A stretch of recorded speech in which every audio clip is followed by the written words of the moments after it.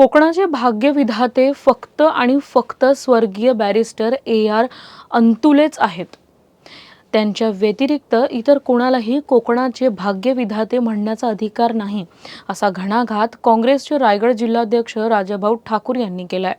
गेल्या 17 वर्षांपासून रखडलेल्या मुंबई गोवा महामार्गाच्या दुरावस्थेवरून काँग्रेसने सरकारवर जोरदार हल्लाबोल केला आहे।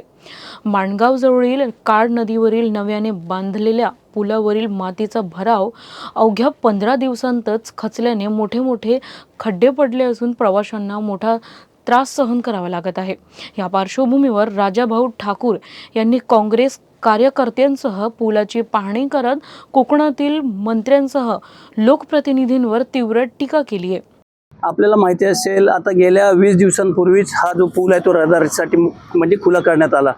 आपण बघत असाल, हा कोकणामध्ये जाणारा प्रमुख आपल्या माणगाव शहराच्या बाजूच्याच काळ नदीवरचा पूल, परंतु जर आपण बघितलं तर ह्याला एवढे मोठे खड्डे म्हणजे ढोपरवर खड्डे पडले आणि केलेल्या कामाच्या जेमतेम महिन्यानंतर जर ही परिस्थिती उद्भवत असेल तर ते काम किती चांगल्या दर्जाचं झाले आपल्या लक्षात येते।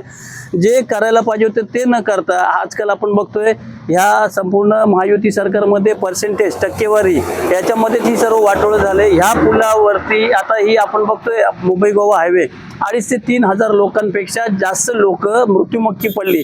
एकंदरीत त्यांनी जर व्यवस्थित लक्ष दिलं असतं तर ही वेळ आपल्या कोणावर आली नसती।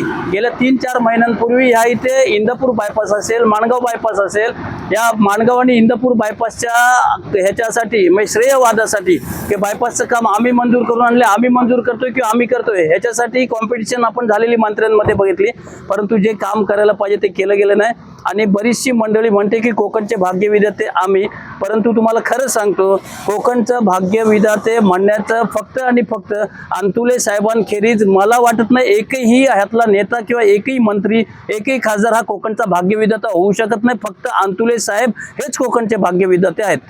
काळ नदी पुलावरील भराव खचल्याच्या घटनेची उच्चस्तरीय चौकशी करून दोषींवर कठोर कारवाई करण्याची मागणी काँग्रेसने केली आहे। दरम्यान या प्रकरणावर सरकार आणि संबंधित यंत्रणा काय भूमिका घेणार याकडे आता सर्वांचे लक्ष लागलेले आहे।